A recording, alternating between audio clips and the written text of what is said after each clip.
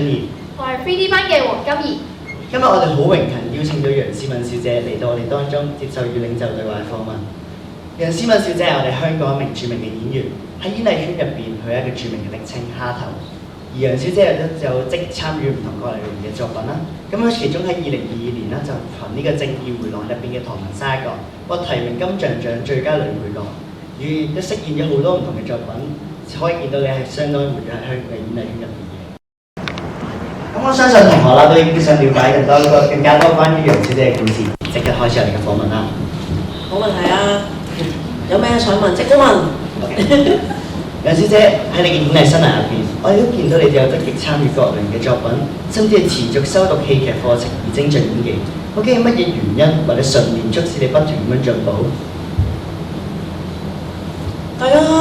大家係咪平時都有玩戲劇嘅朋友喺度㗎？定話你全部都係 drama 級嘅朋友，定話係都唔係嘅，我路過嘅啫咁樣。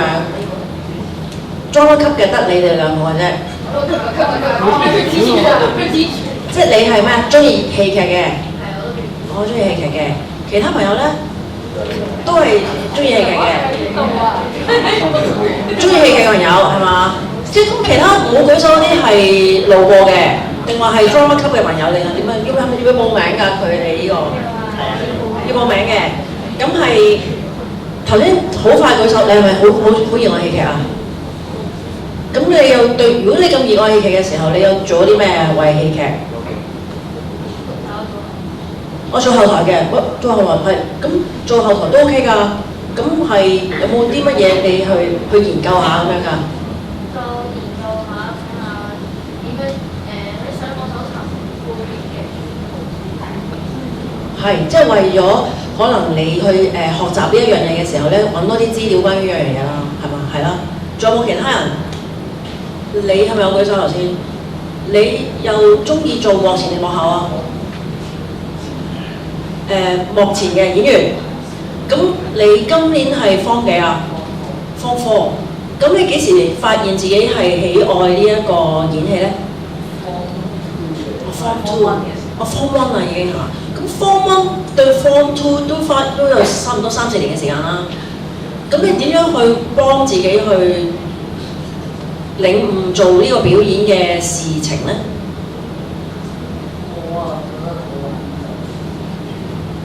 好玩就所以有參加 drama club 咁樣咯。其實我都係一樣咯，同學一樣啊。即係我對嗰樣嘢喜愛咧，其實我就會咩嚟嘅咧？咁你每個階段都有唔同嘅領悟㗎嘛。咁可能開頭嘅時候會可能仲讀緊演藝學院嘅時候咧，就有乜嘢嘅機會去可以演出啊或者表演嘅時候咧，咁咪繼續去為自己去爭取機會去表演啦。咁到真係畢咗業啦出嚟嘅時候咧，我都會去繼續做舞台先㗎嘛。咁我曾經睇過本關於捉圍棋嘅漫畫，咁佢講咗一樣嘢咧，就係話佢話做呢個捉棋嘅呢一個藝術咧，係一生嘅路嚟嘅。咁對於我嚟講咧，表演亦都係一樣咯，即係佢都係一個一生你要研究嘅路嚟嘅。咁所以喺唔同階段嘅人生，其實你都要有好多時候咧，去再研究多啲唔同嘅嘢。原因係因為，譬如話我開始係做舞台劇啦，咁但係咧，後尾我就入咗電視台喎。去做呢一個電視啦，咁跟住又有機會拍電影啦，雖則都係一個演員嘅工作，但係咧表演嘅性質咧其實有啲唔同嘅。舞台劇咧就係要同觀眾係即刻 live 咁樣表演俾觀眾睇啊嘛。咁所以咧嗰種表演咧，其實佢要放大啲啊，係嘛？如果坐到老遠嘅朋友，我都係咁樣。即係個動作係咁細嘅話咧，佢就未必會傳遞到俾佢。但係可能係我要大啲，喂點啊？即係大少少咧，佢先會見到。咁所以呢個嘅模式咧，就喺舞台劇嗰度發生。但係當我去到電視電影嘅時候咧，如果我喺個電鏡頭底下，因為佢點解佢梳埋嚟㗎嘛？即係嗰個喂點啊咁樣咧，喺個劇裏邊真係好誇張嘅。咁我初初去電視台嘅時候咧，其實都有一啲嘅評論咧話，哇呢個人做戲好似好浮誇咁樣喎。其實係有原因嘅，因為我喺舞台出生咧，其實我調節未調節到喎，因為我慣咗嗰種傳遞啊嘛。咁當我知道我要調節嘅時候咧，我都會繼續去可能進修啦，或者睇多啲唔同嘅表演啦，同業去研究啦。其實我點樣可以調節到我自己個演技啦？咁所以我都會繼續去進修我自己演技啦。我去揾法國嘅一個嘅戲劇大師 Philippe Gaudier 啦，去讀一個關於表演嘅課程啦。咁當中咧，佢係當頭棒喝我一個好重要嘅一個環節，因為我入咗電視台咧，都一段時間咧，可能都水過鴨背咁樣，又可能又拍咗一啲嘢，拍咗一啲嘢。其實唔記得翻咧，其實當下你真係同人去分享、同人去聯繫嘅呢一個我，唔記得咗。咁嗰個老師好錫我啦。咁話説嗰個練習咧，就係話我要做莎士比亞嘅一個劇目。你哋有冇聽過莎士比亞呢一個嘅劇作家啊？英國嘅劇作家。咁佢有好多好出色嘅劇本啦。咁我就做一個叫做 Lady Macbeth 馬克白嘅呢個馬克白夫人咁樣。咁就係其中一段獨白咁樣。個練習咧就係話，老師同我講，佢話：而家你就當你係一個演 Lady Macbeth 一個成功咗嘅演員，你就被邀請嚟到呢一度就演繹你嘅獨白，俾咁多位觀眾知道。而家我就會播一段音樂，你聽完嗰段音樂，你就去講呢段獨白啦咁樣。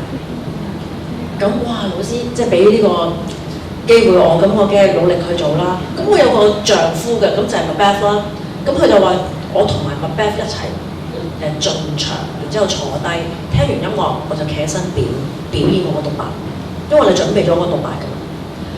咁我就當你係我嘅丈夫馬克白咁樣啦，就係咁樣啦，即係我有張凳坐喺度嘛，幫你人行啦，咁我翹住入嚟啦，咁翹住入嚟啦，咁我坐低啦，我坐低。咁然之後咧，我就做咗一樣嘢，咁就咁樣。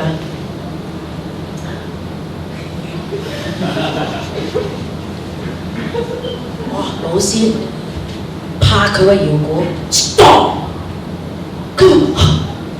我都未讀白啊！我都未讀白，我 stop 喎，即係播音樂啊嘛。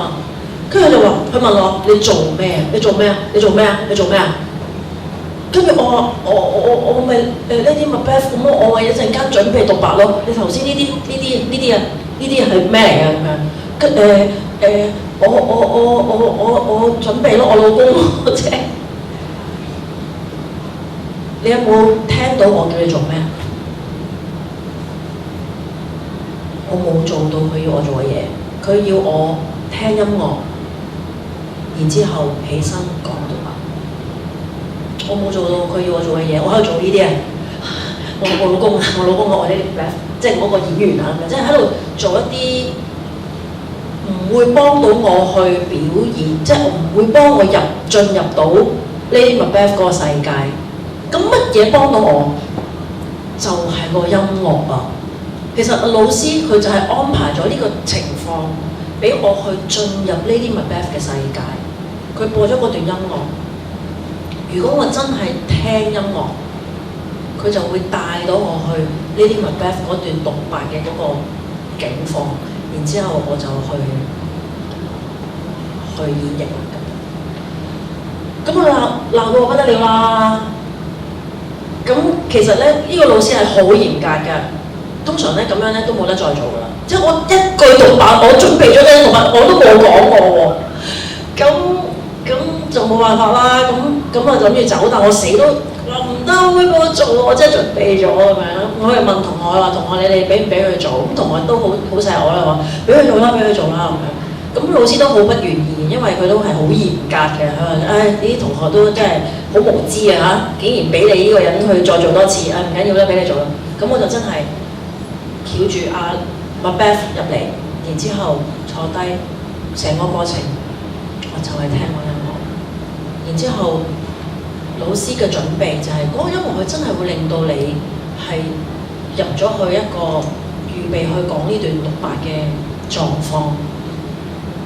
咁我就真係做到一段仔嘅獨白，而老師都覺得啊，你終於都明啦咁。咁呢一個嘅明白其實係啲咩咧？就係表演咧，就係其實係當下。點樣先至可以 alive 咧？有時可能你哋睇好多戲劇啦，或者睇過舞台劇啦，哇！點解佢講台詞好似真係講台詞嘅咁樣生硬咁樣嘅？就因為佢唔夠 alive 咯。咁嗰個 alive 就係你真係咪真係聽緊人講嘢，然之後你反應，或者你嗰一刻喺嗰一刻聽到嘅嗰個反應喺嗰一刻而嚟咯。咁你唔係準備咗嘅咩？你唔係準備咗嗰啲對白啊？咁你譬如話呢啲 Macbeth 咁樣，咁係講佢已經知道個老公會翻嚟啦，打勝仗啦，但係就要話俾個老公聽，要小心啊！我哋唔可以俾人哋搶走我哋個皇位啊咁樣。咁其實呢啲嘢你已經知道晒啦。咁但係我哋作為一個演員咧，就係有方法會令到自己就係喺呢個當下咧，準備咗嘅嘢咧，我哋會放低佢。我哋就係投入喺而家呢個狀態，咁嗰個 alive 就喺呢一度發生。其實無論係舞台劇或者係電視電影都係一樣，咁只不過係舞台劇有多啲時間俾你去排練，揾一個最好嘅處理。咁電視電影咧就係要靠你嗰個演員本身有功夫啦，就係你準備咗之後咧，就可能即刻你就要喺嗰一刻度做。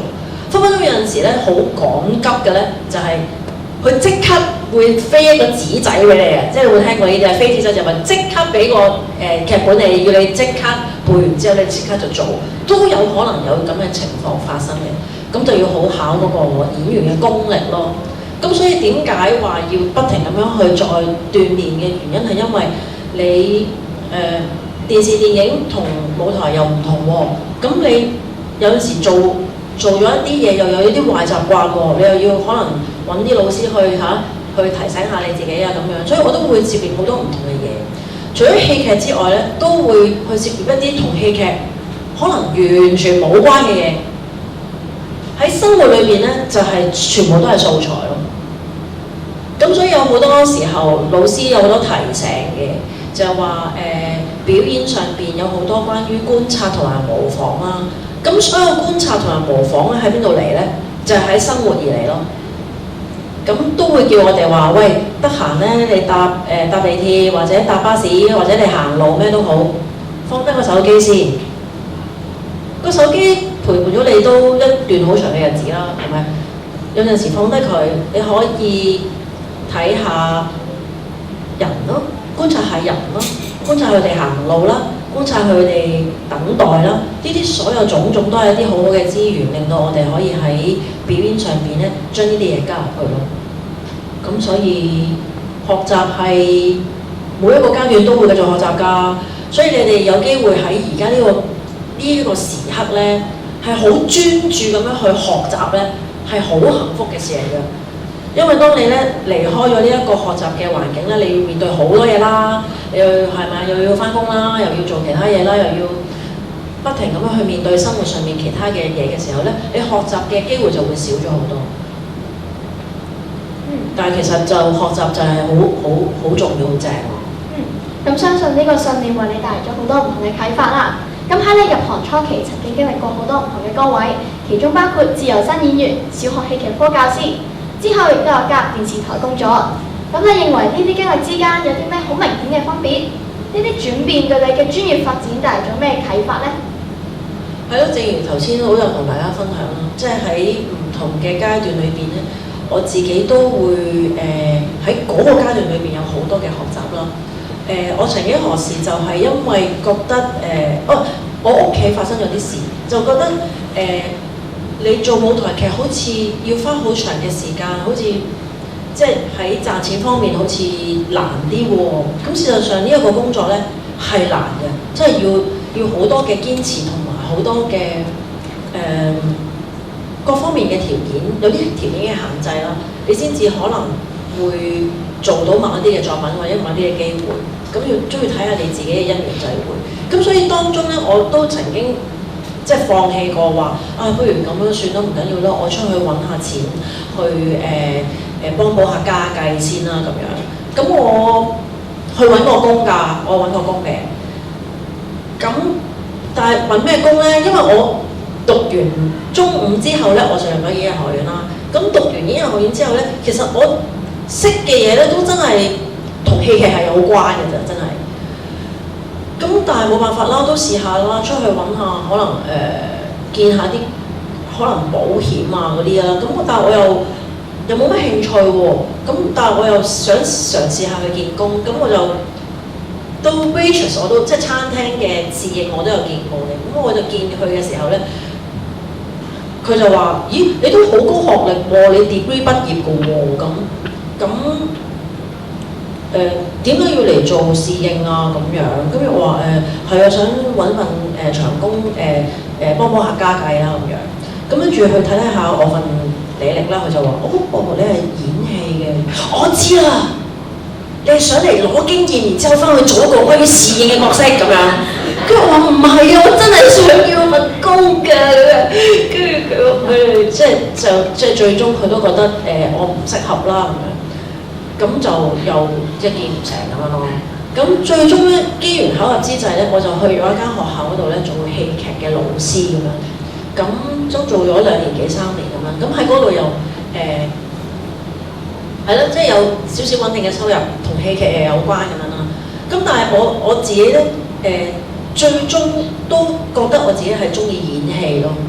咁所以我有另外一個嘅導演嘅前輩咧就揾我去做戲，咁就日頭就去做教學嘅工作啦，放咗學之後咧就去排戲咯喎。咁我就住將軍澳，返嗰間學校喺東涌，咁咧所以嗰個生活咧係都好吃力啊嗰陣時。咁我就覺得，我就問自己啦，你係咪真係中意演戲先？如果你真係中意演戲嘅話，你真係去做啦咁樣。咁所以我就同學校嗰度辭咗職啦。咁我就話我想做翻演員啊咁樣。咁我就跟呢個嘅前輩咧，就繼續去做內門嗰度做下舞台劇啊，或者做一啲嘅教育嘅 project 啊咁樣。咁就去做呢啲事情。咁繼續做戲嘅時候，我就發現，其實我真係好中意做，即係中意表演啦，研究表演啦。咁就咁樣就，所以一路咁樣去把握住每個機會咯，就做到而家，所以都繼續做咁樣。都見到你啦，可以係因為好多唔同嘅因素啦，導致你去成為翻呢個演員啦。但係我哋都可以見到咧，其實成為演員一啲都唔容易㗎。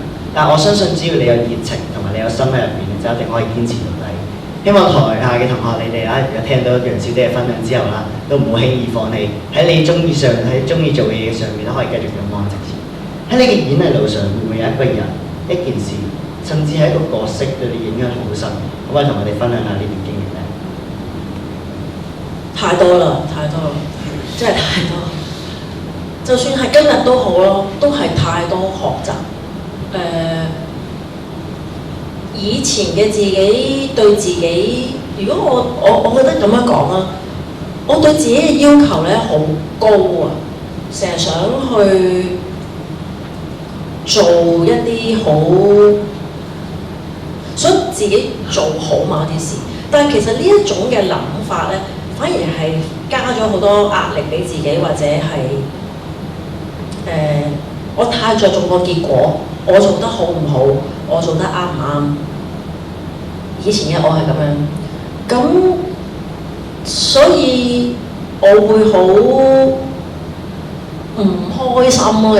其實係唔開心嘅，因為呢一個咧，俾自己嘅好 harsh 咁樣對自己咧，係會令自己好繃緊啦，或者太着重別人點樣睇我，因為我做得好唔好，可能係靠你去話俾我聽，或者靠我覺得重要嘅人話俾我聽。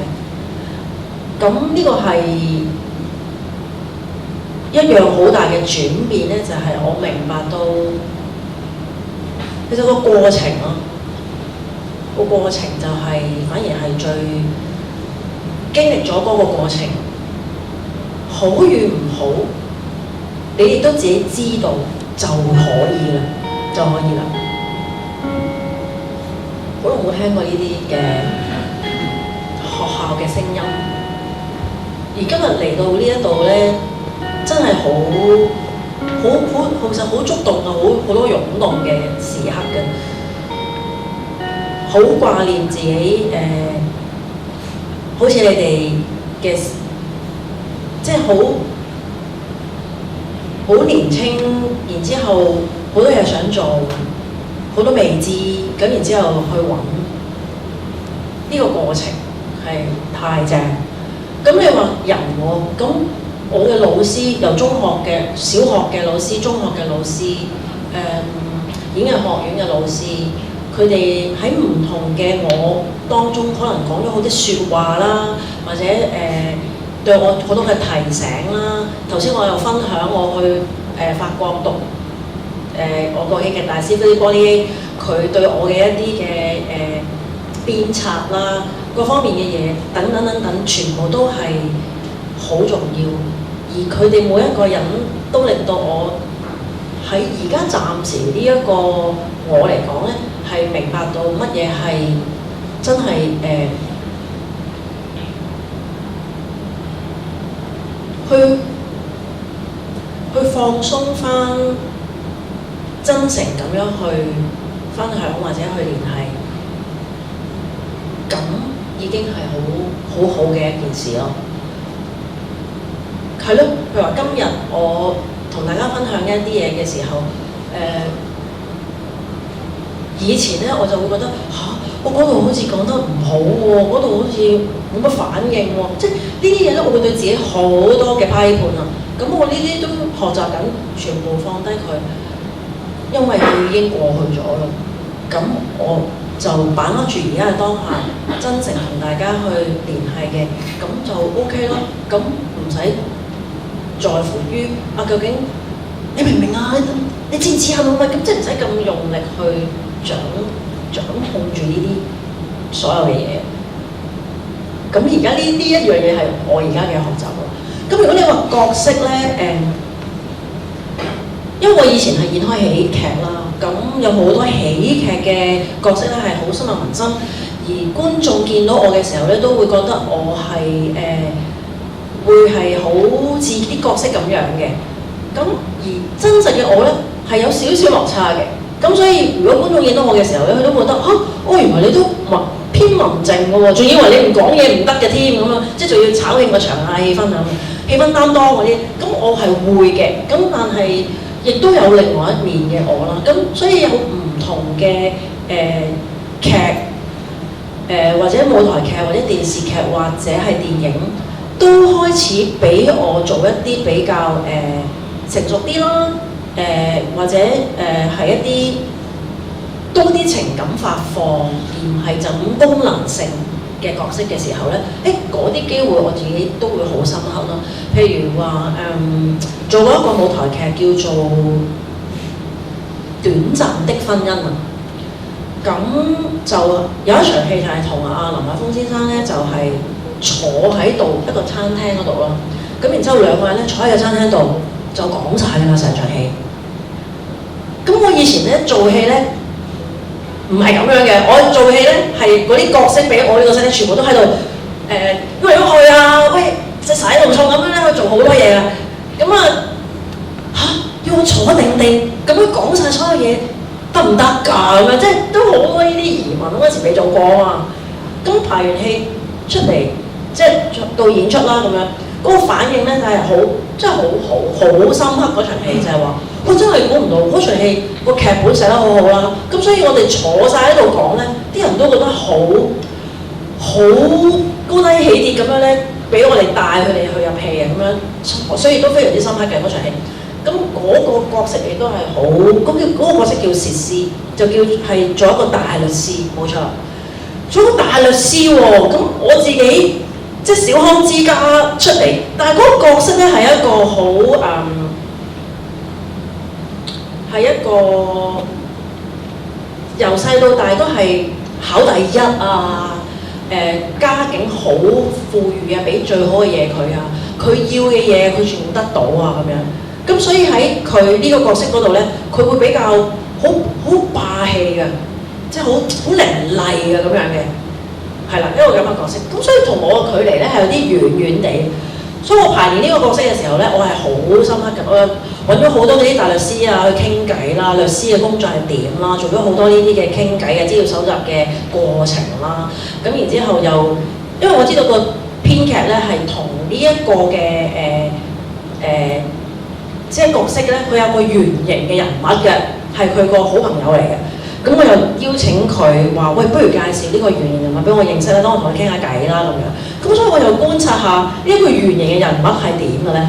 你唔好以為做律師嗰啲人就即係好似好嚴厲定點樣啦？當然啦，佢上庭嘅時候梗係會好專業啦。咁但係其實咧，呢位女士咧，平時嘅時候咧好 chill 嘅，即係好型到不得了嘅，着皮褸啊，貼身牛仔褲咁樣嘅。咁所以又戴墨鏡啊，超住咁樣咧。咁所以我觀察完佢之後咧，我都喺個角色度咧，同個服裝設計咧加咗個太陽眼鏡俾佢啦，同埋加咗件皮褸俾佢嘅。即係咁樣去創咗一個人物咁樣。咁呢個角色就好深刻啦。咁另外一個角色就係當然係正義迴廊嘅唐文山嗰個角色啦。係啊，即係嗰個迴響。即係冇諗過蝦頭演開喜劇，原來佢演一啲感情嘅戲都好細膩喎，好投入到喎咁樣，好帶動到觀眾嘅情緒喎咁樣。咁呢個過程都係好深刻嘅。但係其實做演員咧，因為機會咧係不多嘅，所以其實每一次有一個嘅角色嘅時候咧，你都會好好咁樣珍惜同埋好好咁把握咯。係啦，咁係咯，所以喺人生裏邊實在太多事係好值得自己去對自己嘅一啲提醒啦，然之後繼續去改進自己啦，然之後再把握住嚟緊嘅機會去做好咯，係啦，咁嚟緊嘅賀歲片你記住睇到喎嚇。相信呢一啲珍貴嘅回憶可以成為你前進嘅動力啦。近年嚟，你嘗試咗好多唔同嘅新領域，例如配音、擔任 YouTube 頻道主持人、演出獨腳戲等，呢啲屬於新興而且多元化嘅創作形式。對你嚟講，有冇啲咩新嘅體會同感受呢？表演都係一個好特別嘅工作啊，因為佢係由生活而嚟。因為演員嘅工作其實就係要演活人啊嘛，咁所以對於人嘅觀察或者對於生活嘅體驗啊、觀察呢啲等等咧，都係我哋平時嘅要涉獵嘅嘢咯。咁作為一個演員，如果佢能夠涉獵越多嘅嘢咧，係越好，因為佢可以豐富到自己之餘咧，又可以更加去領悟到其他嘅生活同埋人啦。咁所以如果我可以參與到其他嘅工作啦，譬如話係啦，頭先你所講嘅配音嘅演繹啊，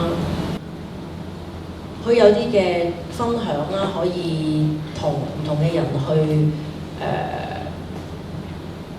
分享到唔同嘅信息咯，係。咁呢個都係我一路都好想去做嘅。咁種種嘅呢啲嘅經驗都可以又幫助我去作為一個演員咧，再去提升我自己嘅演技咁樣。咁希望多啲唔同嘅工作咯。咁所以我自己平時咧都會做好多同藝術有關嘅嘢又有啦，同藝術冇關嘅嘢都有嘅。如果同藝術有關嘅嘢咧，就係其實我都會不停咁樣學緊唱歌啦，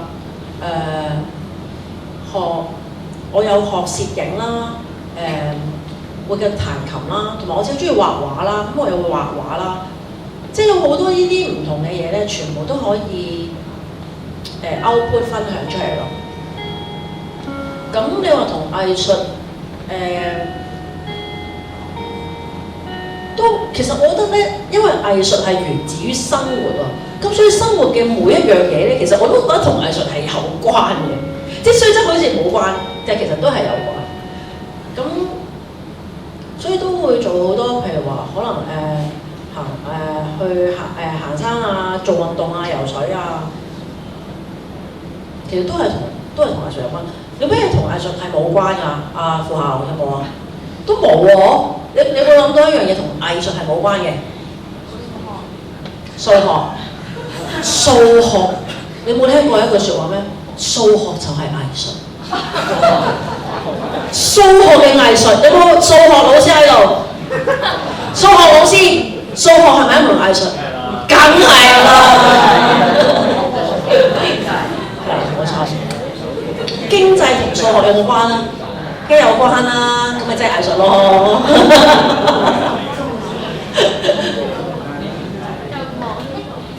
嚇？音樂係藝術嘅其中一個表達嚟嘅喎。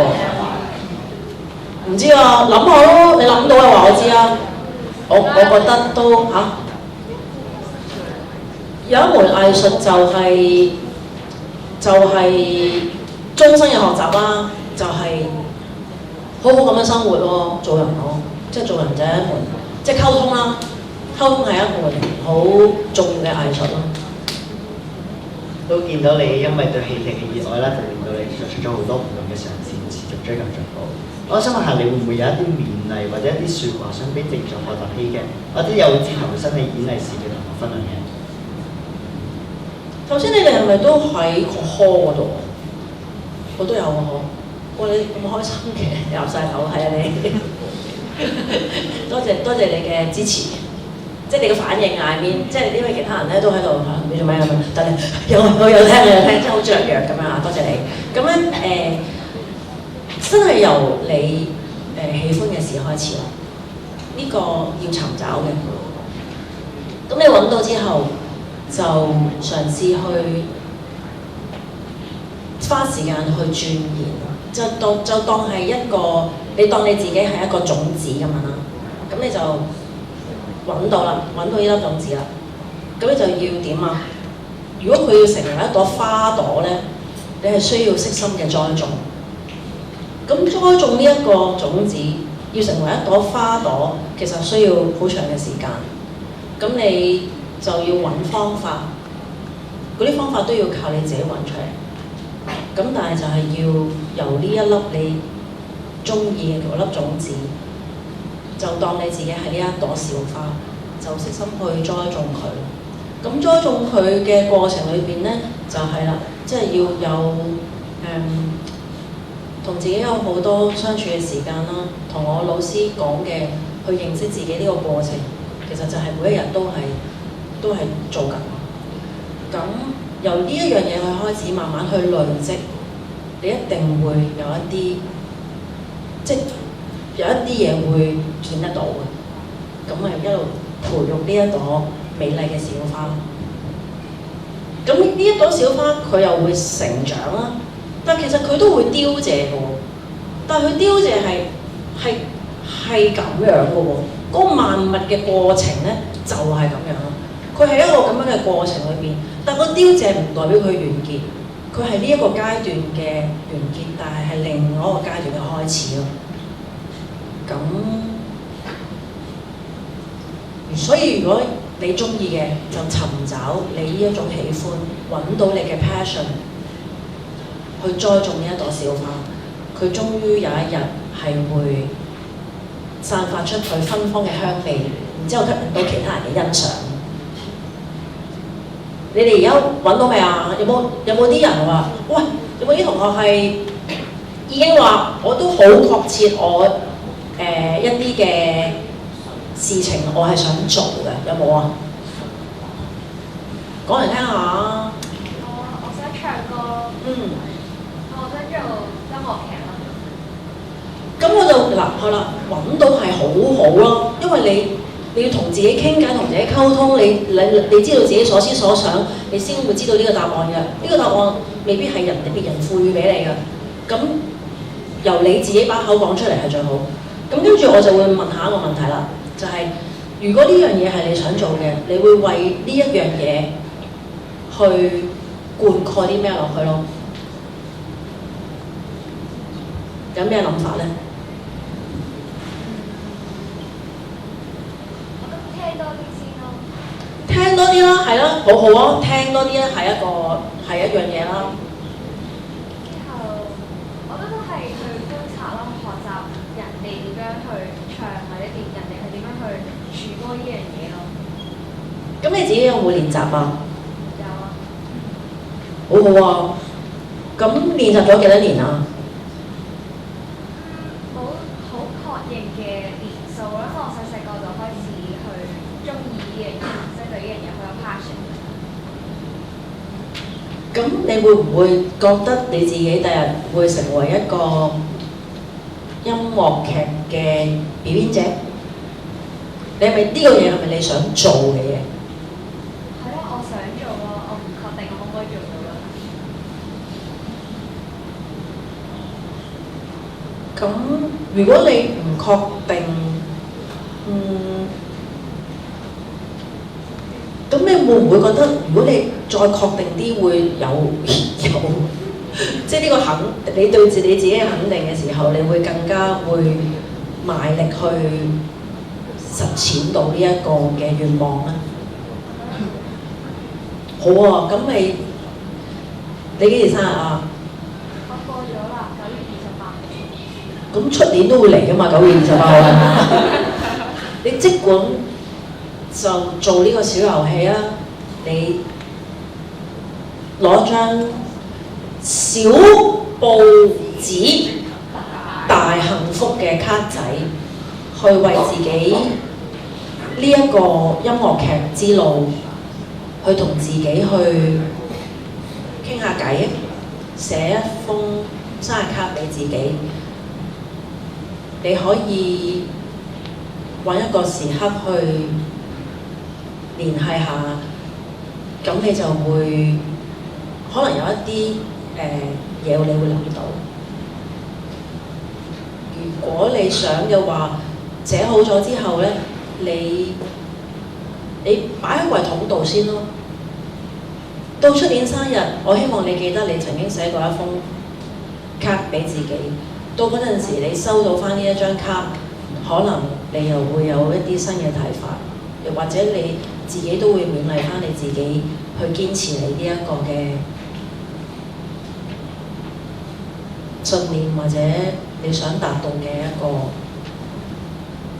夢想或者方向。係啊，咁就會你再話翻俾我知啊。而呢一樣嘢咧，我都覺得真係唔需要等到生日先做嘅，你每日都可以做。呢啲微小嘅覺察對自己，你都可以記錄低，係好有用同埋好正咯。聽完你今日分享之後啦，都可以聽到你對呢個戲劇嘅熱誠啦，為佢做咗好多嘅努力同埋嘗試啦。咁我都希望台下嘅同學聽完佢嘅分享之後，可以受到鼓勵，亦都揾到屬於你自己嘅花朵，可以悉心咁樣栽培，或者去灌溉一啲你覺得可以幫助到嘅嘢。即係聽完你今日嘅分享，我都覺得係吸收咗好多新嘅戲劇知識啦。咁而家我哋就到呢個 Q&A 嘅環節，有冇同學想問問題？係。係啊，sorry，我係咁咧你係 sorry，你老師啊？老師係冇錯，我姓麥嘅，咁又好多謝你今日同我哋分享啦。喺裏邊你見到你都喺你中意嘅上面咧，好認真去對待。但係我想問下咧，喺過程中中間咧，我知道即係戲劇委員嘅呢一行咧，其實都係比較殘嘅一行嘅。我相信當中一定有唔少嘅批評，或者一啲難處係需要克服嘅。係咪分享一樣，即係你覺得你喺呢個行裏邊一個好大嘅一個挫敗嘅經歷？而你係點樣克服？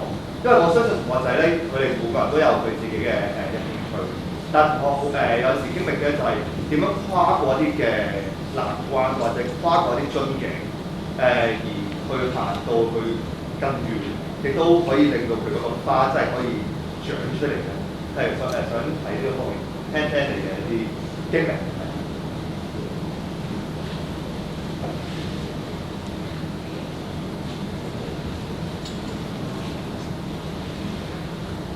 挫敗同你覺得滿意自己咧，係每一日每一秒都發生緊嘅。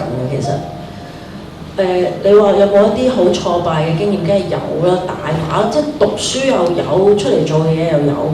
咁但係我想分享嘅係，頭先我都有講咗少少嘅，即係我以前好執着於嗰個結果，我做得好唔好，啱唔啱，即係個對錯咧，我好。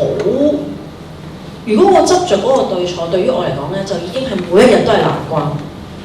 因為我咪做錯咯，我都做得唔夠啱，做得唔夠好，哇！嗰個對自己嘅批判咧，呢一個批判已經係好難過咯。所以有好多時候，就算我做咗一個作品出嚟啦，咁跟住有好多嘅好多嘅觀眾睇完之後都話：喂，好正，佢做得好好喎！但係我自己覺得唔係咯，唔好咯，咁咧，其實我自己會好唔開心。咁我點樣其實我點樣放低呢一種對自己嘅批判咯？我覺得先至係一個你面對每一件事嘅難關，或者嗰種你覺得好與唔好、對與錯樣嘢嘅一個最大嘅學習啊！我而家都學緊㗎。你總有覺得啲嘢係覺得你自己做得好，做得唔好嘅。咁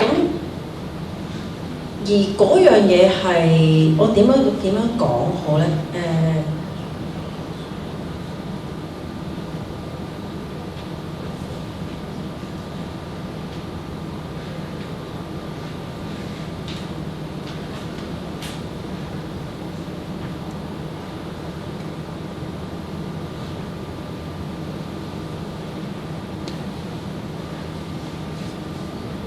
呢個靜默係咪好耐啊？係嘛？覺得，但係喺個靜默當中，你哋頭先喺度做緊啲咩？我想問，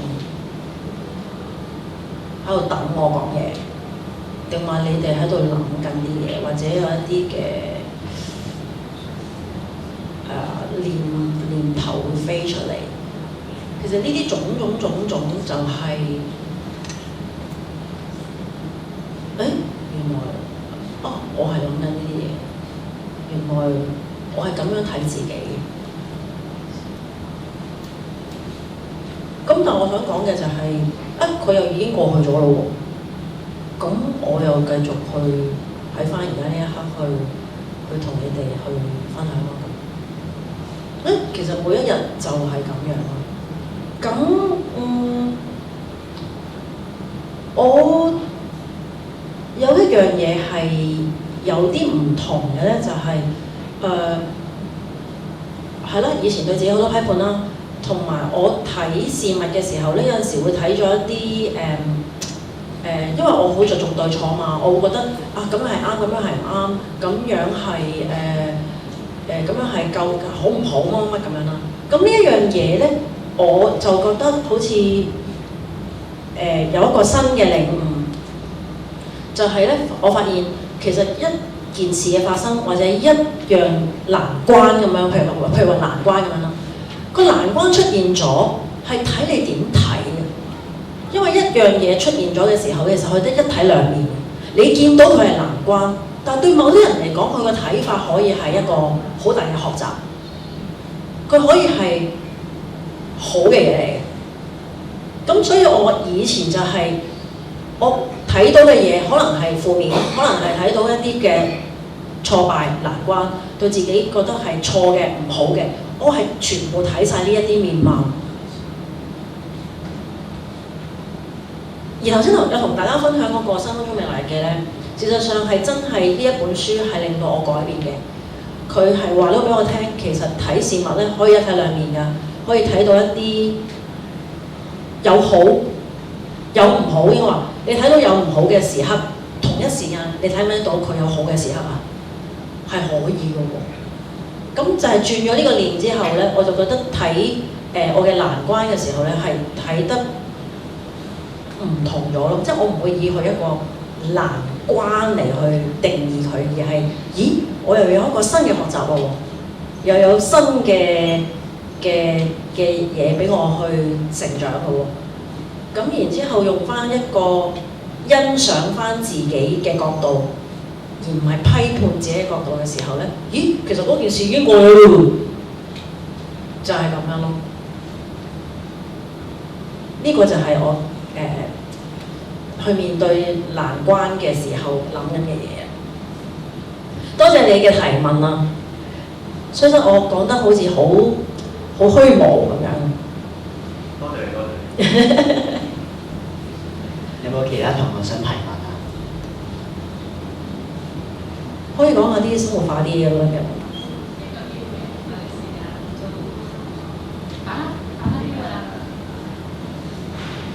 係。可以最尾揾你簽啊，攞個簽名。影相簽名都梗係得啦。哦，可以啊。因為咧，啱啱同我諗住問你譬如我哋知道自己有目標，甚至個目標好高嘅時候，但係認識咗自己嗰個位置未必去到我哋原本理想嘅位置嘅時候，我哋會做好多嘢，好想快啲進步。好多時好心急，或者甚至乎好焦慮，或者對自己覺得即係唔識欣賞自己嘅時候，我哋應該點樣調整自己嘅狀態？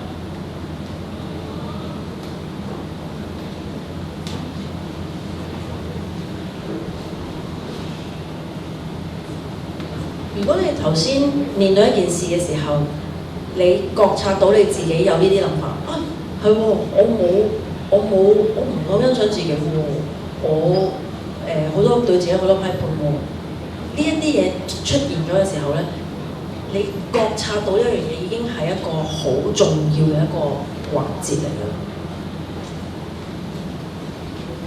咁而我而家嘅方法就係令自己知道呢一樣嘢已經佢係發生咗啦。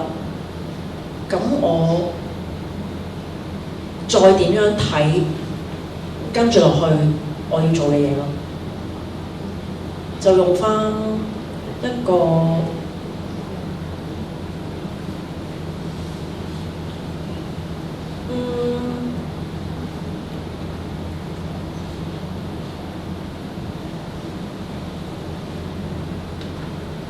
sorry，你話係咪問我點樣調整嗰個步伐啊？係，因為有時會好心急，好想快啲做。嗱，所以我咁樣講咧，都好似係好玄妙咁樣，但係事實上呢一個真係我自己嘅方法咯，就係、我叫自己唔好咁心急咯，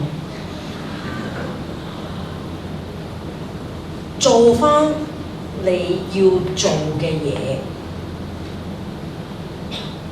嗱，我舉一個例子，如果頭先嗰個同學佢想做一個音樂劇嘅女主角咁計先啦，好冇？音樂劇女主角，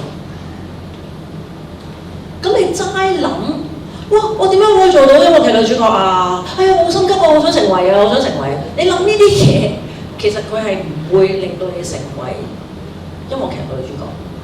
即係如果你想話，我好心急想去達至，就反而係睇翻你，其實你係有咩行動，你係每一日做緊，你覺唔覺察到你自己做緊呢啲嘢？咁如果佢想做一個音樂劇女主角，而佢又中意唱歌，佢就由研究唱歌開始啊。咁你一路去學習嘅時候，總有前有後嘅咯，咁係好正常嘅喎。咁你又要知道呢一樣嘢係要繼續即係堅持就算有退步或者有做得唔夠好嘅時刻，其實都係會係咁啦，唔使在意。哎呀，我又做得唔好啦咁樣。咁就係頭先講嘅一體兩面，就係我又做得唔好啦，我見到，但我有冇做得好嘅嘢？咦，有喎，即係睇翻個兩面去平衡翻自己嘅嗰個心態。因為頭先你講嘅嘢話，我睇到嗰樣嘢全部都係一啲唔好嘅嘢嘛。咁有呢個覺察好啦，然之後我再睇翻，咁我有冇啲嘢係好嘅，值得欣賞我自己嘅咧？咁你多啲去 practice 呢一個嘅模式咧，其實佢係會令到你成為咗一個習慣嘅時候咧，就唔會成日都睇負面嘅嘢咁多。希望解答到呢個問題。我哋今日 Q&A 嘅環節到此結束，好多謝你嘅回應。而家就到致送紀念品嘅環節。首先請我哋負責製作今次與領袖對話紀念品嘅同學上台。多謝。我聽講好似話其實你哋真係好有心啊，因為咧有兩個準備充足。我哋首先不如俾多啲掌聲呢兩位因為你見到佢哋咧花咗好多心機去準備佢哋嘅問題啦，亦都知道你哋每一次有呢個嘅環節嘅時候咧，都會做咗準備之餘咧，亦都有一個嘅禮物咧係你哋去親手為我去設計，係咪啊？咁我當然係唔知係咩啦，咁但係真係好多謝你哋嘅呢份心思啦，同埋呢份嘅準備咯。咁多謝你哋。